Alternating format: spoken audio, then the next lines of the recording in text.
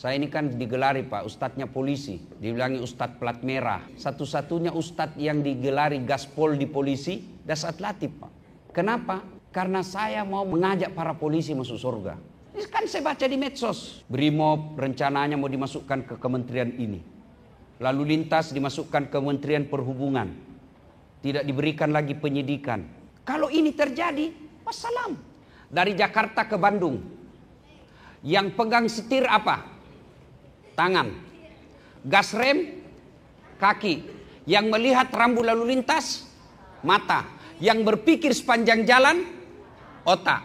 Tapi begitu ada tikungan, apa tertulis? Hati-hati. Tidak ada tertulis otak-otak. Padahal kan otak yang berpikir. Iya toh? Tapi apa? Hati-hati. Di kantor sini. Yang menulis pengumuman, tangan. Yang melihat salah ketik, mata. Yang mencerda kalimat, ini benar, ini salah, otak. Tapi begitu ada pengumuman, apa kata announcer? Perhatian, perhatian. Tidak ada kata perotakan, perotakan. Itu berarti memang ini hati penentu. Maka pertanyaan buat kita, hati kita ini sehat atau sakit? Sehat atau sakit? Jangan dulu terlalu cepat menjawab. Yang penting adalah kita inventaris dulu. Kita tapis dulu, apa saja sih penyakit hati ini? Penyakit hati sudah kita tahu 1, 2, 3. Oh, saya kena nomor 3. Oh, saya nomor 1. Oh, ini kurang. Ini cuma 5, saya 9. Nah, pada kesempatan ini kita kumpul untuk mendengarkan penyakit-penyakit hati dengan harapan setelah kita tahu, kita obati kalau terkena dan kita bersyukur kalau tidak dan kita istiqomah. Nah, penyakit hati itu banyak sekali. Yang pertama, yang paling banyak nih, saya lihat dari saudara-saudara, adik-adik polisi. Apa itu? Sangka buruk. Sakwa sangka.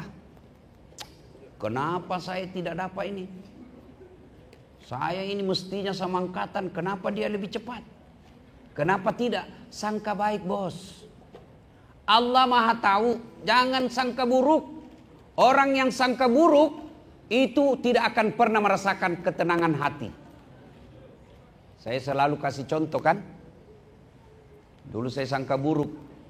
Waktu saya daftar Akpol, bukan Akpol waktu itu, Akabri. Kan tidak lulus saya.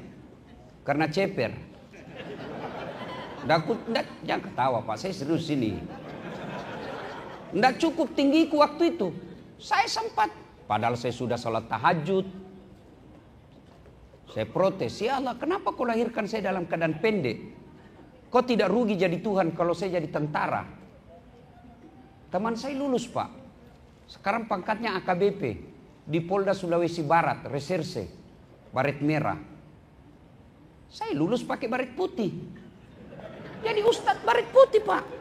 Alhamdulillah. Dengan baret putih yang saya pakai sekarang, mulai baret hitam sampai baret merah, saya ceramai semua. Ini sangka baik. Sangka baik. Ada kawan saya jenderal, pindah tempat.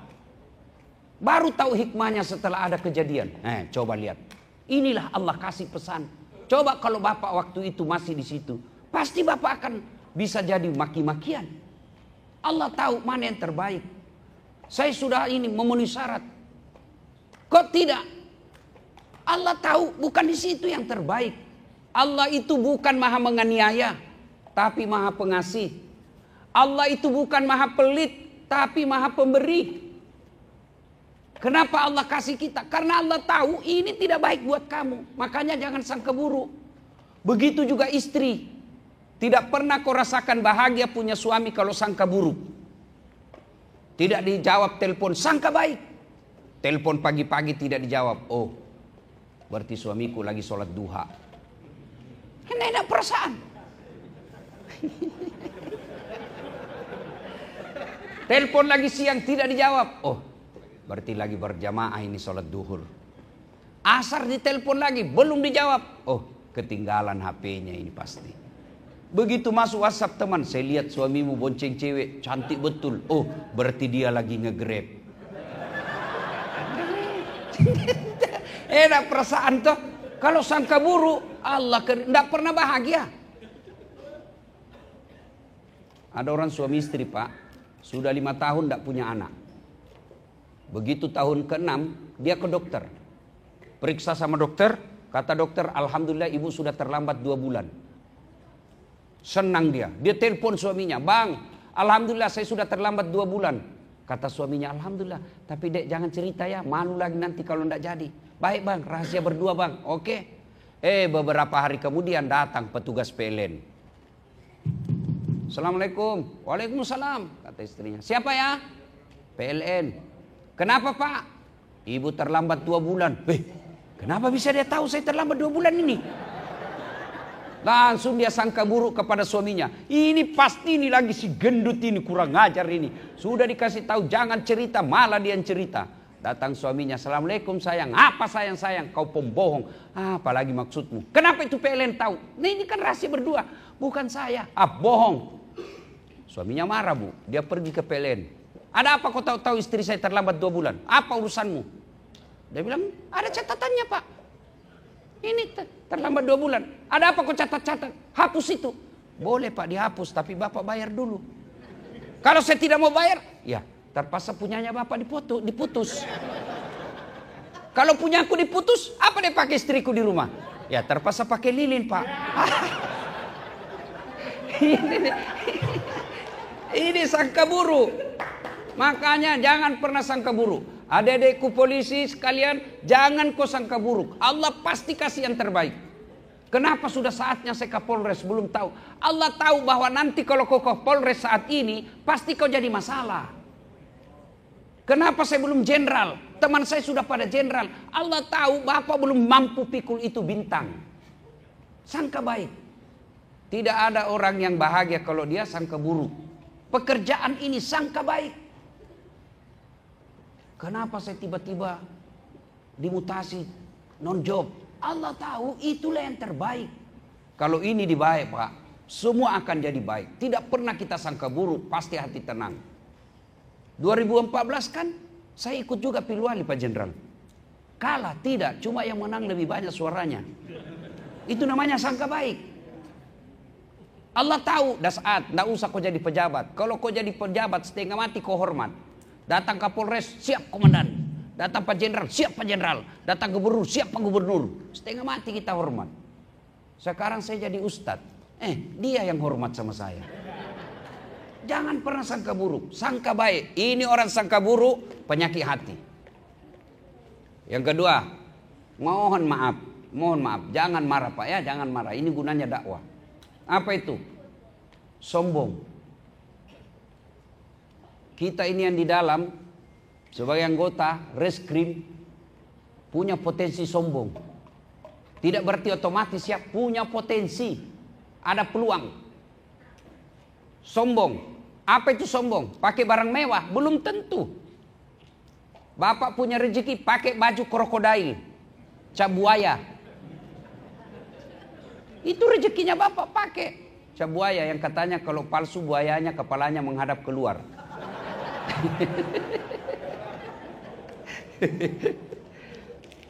Apa sombong? Tidak.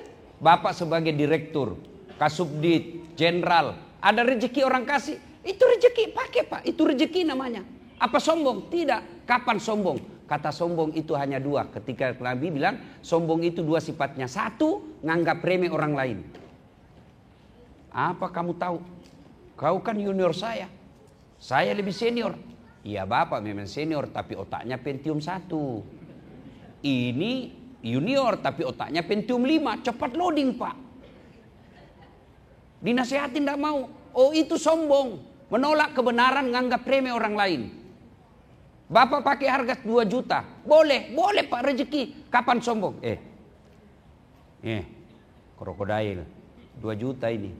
Kamu tidak bisa beli deh yang begini. Sombong. Yang kedua, dinasehatin sama anak buah. Pak, komandan, mohon izin komandan. Menurut pengalaman kami di lapangan, ini yang cocok. Tahu apa kamu? Sombong. Menolak kebenaran. Sombong tidak dicintai oleh Allah. Ada 10 temannya setan, kata Nabi. Salah satu diantaranya ganiyun mutakabbir, orang kaya yang sombong. Kaya apa saja sombong, temannya setan. Kaya pangkat, pejabat, sombong, temannya setan. Kaya harta, hartawan, sombong, temannya setan. Tapi kalau kaya, punya pangkat, sombong, masih wajar. Orang bilang, ya wajarlah, kaya, pejabat, banyak anak buahnya, wajar dia sombong. Tapi temannya setan. Tapi yang lebih parah, sudah miskin, tidak ada jabatannya, tidak terkenal, sombong lagi. Bukan lagi kau temannya setan, kau sudah jadi setan. Jadi sombong, jangan sombong Pak.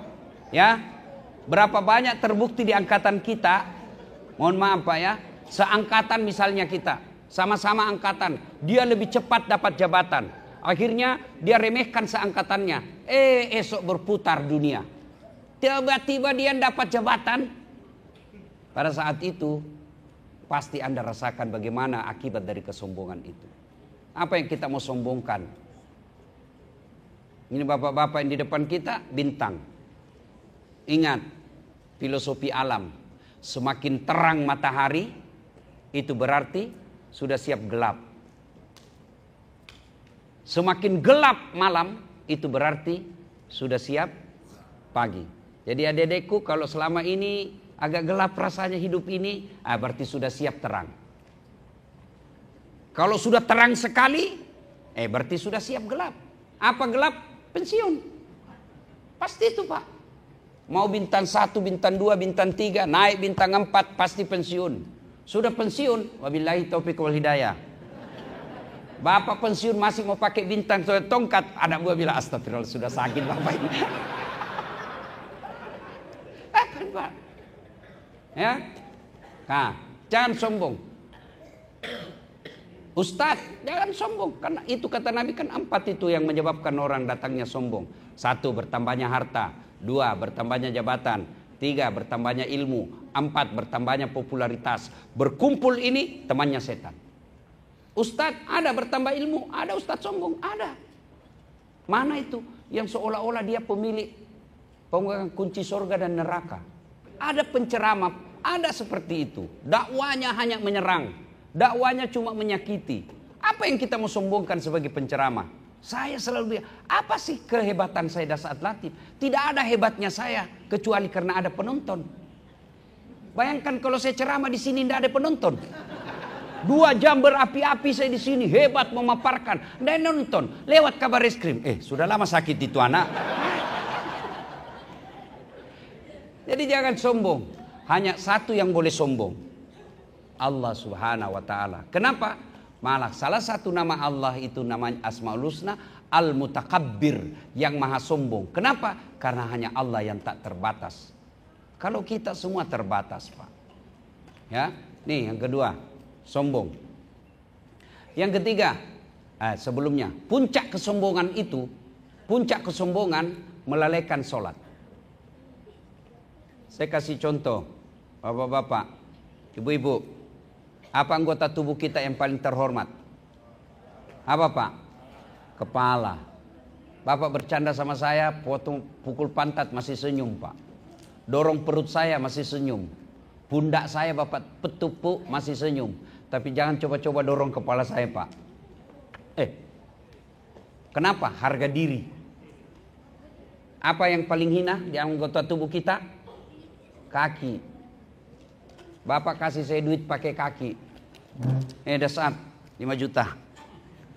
Biar saya miskin bos, jangan kau hina saya. Kenapa? Kehinaan ada pada kaki. Tapi ketemu dengan Allah, kepalamu yang hebat, yang mulia ini, rendahkan seperti hina kakimu. Kenapa? Kau ketemu dengan Allah. Maka puncak kesombongan seorang manusia ketika dia tidak sujud. Saya biasa terharu lihat seorang jenderal dengan pakaian rapi, lengkap bintang, sujud di hadapan Allah. Jenderal tidak ada artinya ketika berhadapan dengan Allah Subhanahu wa taala.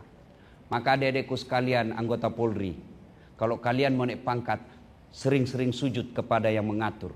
Nggak usah cari muka sama jenderalmu. Kau cari muka sama jenderal capek.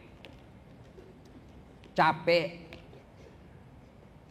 Apalagi mau sekolah, cari muka kiri kanan, ndak usah. Allah sudah atur. Minta kepada Allah. Saya kasih gambaran paling gampang deh ini. Di sini para jenderal kan punya ajudan. Ya kan, adik-adik? Nah, ada ajudannya semua ini pada jenderal. Begitu jenderal panggil ajudan, ajudan, itu ajudan biar lagi duduk makan kacang, lompat dia, Pak. Siap komandan. Kalau perlu dia telan itu bulat-bulat itu. Padahal ini para jenderal ada pensiunnya, ada mutasinya, takutnya anggotanya samanya. Ada enggak di sini ajudan dipanggil, ajudan, tunggu dulu jenderal. Wah. Ajudan, bapak enggak lihat sisimu. Wah. Hebat betul, Pak. Lihat toh? Lalu kenapa Zat yang Maha Kuasa memanggilmu? Hayya 'alas shalah. Apa jawaban kita? Tunggu. Cukup panggilan Allah satu kali? Tidak, dia ulang itu 2 kali. Hayya 'alas shalah, sini. Belum datang, dia panggil lagi. Ditingkatkan panggilan Allah menjadi lebih mulia. Apa panggilan Allah yang ketiga kalinya? Hayya 'alal falah. Ada tahu itu hayya 'alal falah? Sini saya kasih kamu yang kamu minta. Itu makna hayya 'alal falah. Saya berikan kamu kemenangan. Ya Allah, kasih saya tempat yang baik. Ya Allah, wujudkan cita-citaku. Ya Allah, tambahkan hartaku. Allah dengar. Sini kalau gitu. Hayya 'alal falah itu maknanya sini saya kasih kamu apa yang kamu minta.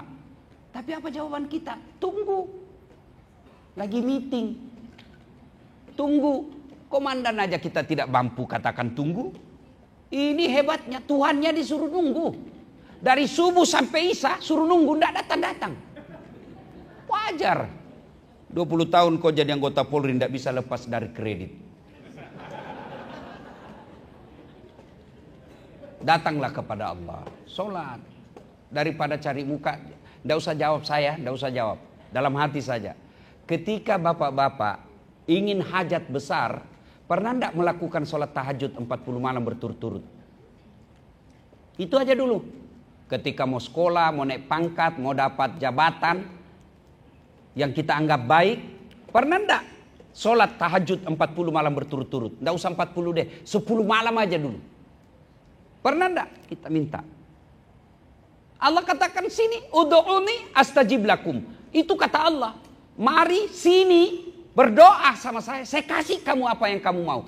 Itu janji Allah dalam Quran. Ud'uni astajib lakum. Minta sama saya kasih kamu. Dan Allah kalau kasih pasti yang terbaik. Ini soal minta, doa. Selesai sholat subuh, Nabi balik. Assalamualaikum warahmatullahi wabarakatuh. Nabi balik kepada seluruh sahabat. Saudara-saudara sekalian, ada enggak tadi malam yang bermimpi? Tidak ya Rasul. Kata Nabi, saya mimpi semalam. Saya dibawa masuk ke dalam surga. Dalam surga saya diperlihatkan ada hamba Allah dikasih hadiah oleh Allah. Ini hadiah ya fulan. Lalu orang ini berkata, ya Allah, banyak sekali ini kau berikan kepadaku. Supaya gampang dimengerti saya kasih ilustrasi, gambaran. Pahalanya cuma 5, Allah kasih 50. Pahala saya cuma 5, kok 50 ya Allah? Banyak sekali ini. Apa jawaban Allah? Wahai hambaku, ketahuilah itulah doa-doamu yang tidak saya kasih ke waktu di dunia. Karena saya tahu apa yang kamu minta tidak baik. Dari kisah ini sesungguhnya kita bisa pahami bahwa doa itu pasti semua dikabulkan. Cuma cara mengabulkannya caranya 4. Allah mengabulkan doa itu 4 cara. 1, minta Allah kasih, namanya taufik. Ya Allah, mudah-mudahan tahun ini saya jadi Kapolda. Seperti Dirk Pitum kan? Jadi Kapolda di Sulsel. Taufik namanya itu. Kesesuaian apa yang kita mau dengan apa yang Allah mau. Itu namanya taufik.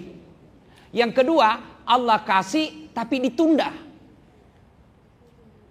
Contoh, Nabi Zakaria minta anak, usianya 21 tahun. Ya Allah, berikan saya keturunan. 21 tahun umurnya. Kapan Allah kasih? 90 tahun. Berapa jaraknya itu? Dari 21 ke 90. 69 tahun. Nabi Adam ketika diusir dari sorga, satu di India, satu di Irak. Adam di Irak, Hawa di India. Berdoa supaya dipertemukan. Berapa tahun baru Allah kabulkan? 200 tahun baru Allah perkabulkan di Saudi Arabia, di Jabal Rahmah. Itu Nabi, Pak. Nabi Yunus masuk dalam perut ikan, minta dikeluarkan. Berapa lama baru dikabulkan? 40 hari, Pak. Itu Nabi, para Rasul, tidak ada dosanya. Kita tukang tipu. Istri aja kita tipu. Tidak ada deh, tidak ada duit, biar baunya tidak ada. Begitu teman selingkuhnya, gampang deh, tenang aja. Berdoa malam mau dikasih besok, pret. Itu Nabi. Allah kabulkan tapi ditunda. Yang kedua, bentuk pengabulan doa Allah. Allah kabulkan tapi dalam bentuk lain. Saya minta waktu itu akabri. Allah kabulkan jadi ustadz saja. Allah kabulkan tapi dalam bentuk lain. Contoh sederhana. Bapak-bapak punya anak 11 tahun. Minta dibelikan motor besar. Dibelikan tidak? Tidak. Apa karena tidak sayang? Justru karena sayangnya tidak dikasih. Kenapa? Bahaya kalau. Nah, saya tidak belikan kau motor. Nah, saya belikan kau laptop. Allah kasih dalam bentuk yang lain dan lebih bermanfaat. Yang keempat, Allah kabulkan tapi nanti di akhirat. Maknanya semua doa pasti Allah kabulkan. Nah, Bapak, saudara-saudara sekalian, kesombongan puncaknya adalah melalaikan sholat. Nah, berikutnya penyakit hati yang berikutnya adalah hubbi aklil haram, suka memakan barang haram. Itu penyakit hati yang biasa kita tidak sadari. Apalagi masuk setan, bisi, sudah, kau punya hak itu, sudah kan kau bantu. Sudah betul itu setan, Pak. Dan lihat orang-orang yang suka memakan makanan haram, susah dinasehati, istrinya Pak kasar. Jadi kalau ada istri di rumah susah dinasehati, dan dia lebih pengawasannya kala-kala propos, baru datang kita HP aja, bukannya tanya apa mau makan sayang, mana HPmu. Salah satu indikasi terlalu sering istri kita dikasih makan uang haram. Coba lihat orang-orang, Pak, yang bagus, pangkat jabatannya tinggi, tapi menghalalkan segala cara, kadangkala anaknya bikin malu. Percayalah, Pak, tidak mungkin Allah haramkan sesuatu kalau memang itu ada faedah. Ada nikmat yang dimiliki seorang polisi yang kami tidak miliki. Apa itu? Nikmat baju coklat. Saya itu selalu marah kalau di medsos kalau ada orang bilang parcok. Saya ini kan digelari, Pak, ustadznya polisi. Di medsos itu kan saya selalu dibilang kalau membela polisi, sudah dapat tuh ustadz. Dibilangi ustadz plat merah, ustadz polisi. Kenapa? Padahal saya coba bandingkan di YouTube, Pak. Satu-satunya ustadz yang digelari gaspol di polisi, Dasat Latif, Pak. Coba lihat, Pak. Kenapa? Karena saya mau mengajak para polisi masuk surga. Kalau saya mau ajak masuk surga. Kenapa, Ustadz? Karena saya bisa ceramah dengan tenang karena diamankan oleh polisi. Mana bisa kita ceramah kalau Kantipmas sudah tidak aman? Dan saya bisa ceramah lancar perjalanan karena polisi lalu lintas. Macet jalan, Pak, saya baca Yasin, tidak gerak-gerak mobilku. Saya tambah ayat kursi, makin macet. Tapi begitu datang polisi lalu lintas, lancar, Pak. Maka sebaik-baik kita jadikan nikmat baju coklat. Apa maksudnya, Ustadz? Saya, Pak, bapak-bapak polisi boleh pakai peci begini, boleh, Pak. Bapak pakai gamis begini, boleh. Pakai sarung begini, boleh, Pak. Malah orang senang, kombes itu. Tapi penampilannya kayak mubalik, mantap. Tapi coba kalau saya pakai bajunya Bapak. Ditangkap saya, Pak. Polisi gadungan. Itulah nikmatnya jadi polisi. Nikmat yang kami tidak bisa. Dalam jabatan, Pak. Ini tidak apa-apa saya sampaikan. Supaya koreksi buat kita. dalam jabatan sipil tidak boleh masuk di Mabes, Pak. Tidak ada, Pak, doktor di bidang pemerintahan jadi Kapolres. Tidak mungkin. Tapi polisi berapa banyak masuk di bidang-bidang sipil. Dirjen, irjen. Itu semua nikmat dari Allah. Tapi kalau kita tidak syukuri, maka muncullah ini opini, ayo reformasi Polri. Kalau reformasi Polri, Pak, wabillahi taufiq wal hidayah. Ini kan saya baca di medsos. Brimob rencananya mau dimasukkan ke kementerian ini. Lalu lintas dimasukkan ke Kementerian Perhubungan. Tidak diberikan lagi penyidikan. Kalau ini terjadi, wassalam. Nanti Bapak disamakan Satpol PP. Maka tidak ada kecuali profesionalisme. Itulah presisi. Mohon maaf Pak ya, jangan marah Pak. Karena kalau tidak disyukuri ini di jabatan, maka Allah akan cabut nikmat itu. Kalau sudah dicabut, kita sendiri yang rugi. Tapi kapan polisi presisi, maka pekerjaan Bapak polisi di dunia, polisi pula di akhirat kelak. Nah, ini gunanya pengajian. Supaya ada evaluasi, supaya hati kita baik. Karena waktu terbatas. Nah, banyak sekali penyakit hati, tapi tidak usah dijelaskan. Nah, sekarang kita periksa. Oh, ini kena saya satu. Oh, ini saya kena semua. Kalau udah kena semua, apa kata Allah? Wala tai'asu mir rauhillah. Jangan kau putus asa. Kalau sudah kena, jalannya apa? Bertaubat. Hebatnya itu bertobat, beda manusia. Bapak salah sama saya, datang ke saya, maafkan saya dah saat. Oke, saya maafkan kau, tapi jangan kau lewat depan rumahku. Masih ada syaratnya. Tapi Allah, kita salah, apa kata Allah? Innallaha yuhibbut tawwabina. Saya cinta kepada hambaku yang bertobat. Supaya setan tidak masuk, supaya cara bertobat, manfaatkan ini agama. Makanya saya tadi masuk di sini Pak. Ini kan reskrim ini digambarkan ini, kalau saya sendiri lihat itu kan ngeri Pak. Saya masuk tadi saja itu saya bilang ini semua orang-orang bermasalah aja yang masuk di kantor ini. Iya kan? Makin tinggi masalahnya, makin banyak dia masuk ke sini. Tapi begitu saya masuk tambah kaget lagi saya Pak. Ada di situ masuk tertulis buaya. Ada kan ada tertulis buaya Pak. Saya tanya apa ini buaya? Pembunuhan dan penganiayaan. Oh, saya kira buaya darat. Lalu kapan kita cas? Khotbah Jumat aja. Itu pun kalau Bapak tidak terlambat datang. Rata-rata kita ini kan paling terlambat datang, paling cepat pulang. Orang khotbah Bapak tidur. Mau masuk surga, kok kira ada orang dalam? Tidak pernah dengar dakwah, itulah dakwah. Nah, acara seperti ini ngecas. Sudah ini Pak, dengar dakwah, itu menurut Quran, dua sikap kita. Sikap pertama, dia terima. Apa kata Quran?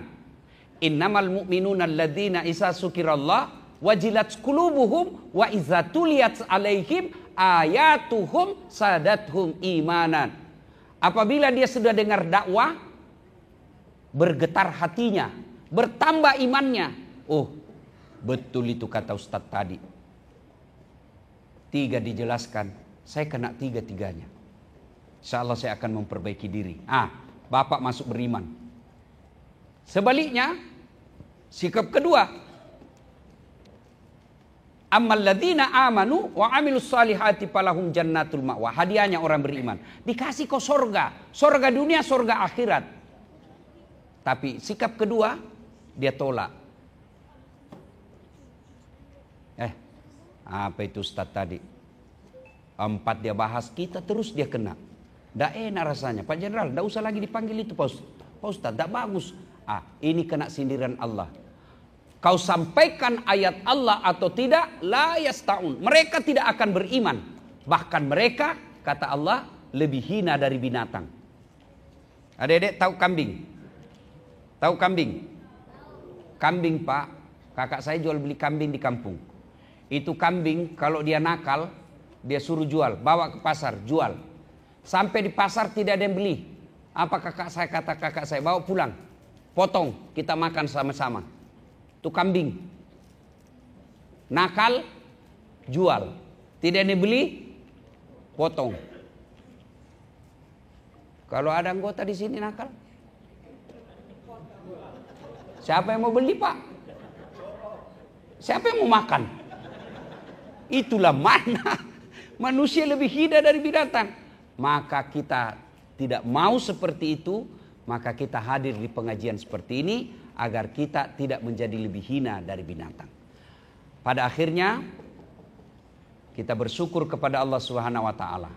Cara bersyukurnya dengan pekerjaan ini, bekerja dengan baik, dan bekerja dengan baik itu ditentukan oleh hati. Kalau hatinya baik, insya Allah kerjanya dengan baik. Bapak, saudara-saudara sekalian, inilah pengajian kita pada taklim kita kali ini. Terima kasih atas undangannya. Mohon maaf jika ada kata dan kalimat yang tidak berkenan. Saya juga atas nama masyarakat Sulawesi Selatan, tadi dibilang Pak Kabar Reskrim, Ustadz datang menjemput Kapolda. Nah, insya Allah selamat datang di Sulawesi Selatan, yang orang bilang negeri para petarung. Orang Sulawesi Selatan itu, Pak, tidak berbasa-basi dengan mulut. Makanya dalam budaya Sabang sampai Merauke, Bugis Makassar tidak punya budaya pantun. Pulau Sumatera, Pulau Kalimantan ada pantun. Misalnya dia mau melamar anaknya, orang, aku melihat ada bunga di taman. Bunga itu sudah siap untuk dipanen. Itu maknanya ada anak gadis yang mau dilamar. Kalau orang Sulawesi tidak, Pak Jenderal. Dia bilang, sudah besar anakmu ya? Kasih menikah dengan anakku. Cocok ini. Itu orang Bugis begitu dia, Pak. Mungkin ini juga, coba kalau Pak Jenderal besok sampai ke Sulawesi. Di Sulawesi itu coba lihat rumah makannya, Pak. Tidak ada itu yang di belakang. Rumah makannya pasti di depan dapurnya. Semua dapur di depan, Pak. Coto, konro, sop saudara, palu bara, palu mara, palu kaloa. Semua di depan. Itu artinya apa? Apa yang dihidangkan tidak pakai sembunyi-sembunyi. Bapak boleh lihat. Dalam senjata rahasia, senjata Bugis namanya badi. Orang Makassar bilang badi, orang Bugis bilang pat tepi. Di sini dia simpan, Pak. Kalau mungkin yang lain di belakang. Orang Bugis sini, Pak. Kalau dia bilang saya suka, dia suka. Biar dia bersahabat 10 tahun. Kalau sahabatnya tiba-tiba jelek langsung dia bilang, jangan kau begitu, berkelahi kita itu. Dia di sini. Ada orang bilang di Medan sumbu pendek. Kalau di Sulawesi Selatan tidak pakai sumbu. Ya, saya ini sebagai pemberitahuan awal kan. Tapi jangan Bapak cemas, Pak. Tapi begitu Bapak datang dan baik, orang lebih baik lagi. Sportif itu orang Sulawesi. Tanya teman-teman yang pernah tugas di Sulawesi Selatan. Kalau orang Sulawesi bilang, di mana rumahnya Dasar? Sana. Orang biasa bilang kasar. Tidak, itu sportif, Pak. Ini penunjuk namanya. Kalau orang Sulawesi suruh masuk makan. Tabe. Terbuka semua, Pak. Tidak ada ditutup. Tapi kalau dia tidak sunnah, Pak, dia ngomong. Tapi romantisnya laki-laki Bugis bukan di mulut. Tapi romantisnya dari perlakuan. Tidak ada itu orang Bugis, suaminya dulu haji baru istrinya. Enggak. Pasti istrinya dulu. Tidak ada orang Bugis, suaminya pakai emas, istrinya tidak. Enggak. Istrinya dulu, romantis. Romantisnya tidak ada kata sayang-sayang. Enggak. Saya sendiri yang selalu menganjurkan, ayo romantis kepada istri. Saya enggak romantis, Pak. Enggak bisa saya, kayaknya keluh milik saya kalau bilang sayangku. Aduh, geli sekali saya rasa, Pak. Insyaallah saya sebagai pendakwah di Sulawesi Selatan siap untuk bekerja sama membantu Pak Jenderal. Filosofi orang Bugis, pipos, pada idi, pada elo, sipatuo, sipatokong, mali, siparape, malilu, sipakainga, cek deta, megai bagi-bagi. Itu artinya begini, pada idi, pada elo, sama-sama kita, Pak. Sama kita. Pada elok sama rasa. Bapak tidak senang dibohongi, saya juga begitu. Bapak tidak senang ditipu, saya juga begitu. Ya, sama rasa namanya. Sipatuo, ayo kita saling menghidupi. Sipatokong, ayo kita saling mendukung. Mega, cek deta, sedikit, ya masing-masing sedikit. Kalau banyak, kita bagi banyak-banyak. Nah itu, kalau itu dipegang insya Allah. Pada prinsipnya semua sama. Di mana-mana saya ketemu orang Bugis, Pak. Saya pergi ke Singapura, ada Bugis Street. Saya pergi ke Malaysia, Sabah, Sarawak. Pak Jenderal kan pernah tugas di Tarakan, situ banyak orang Bugis. Begitu saya masuk penjara, banyak juga orang Bugis, Pak.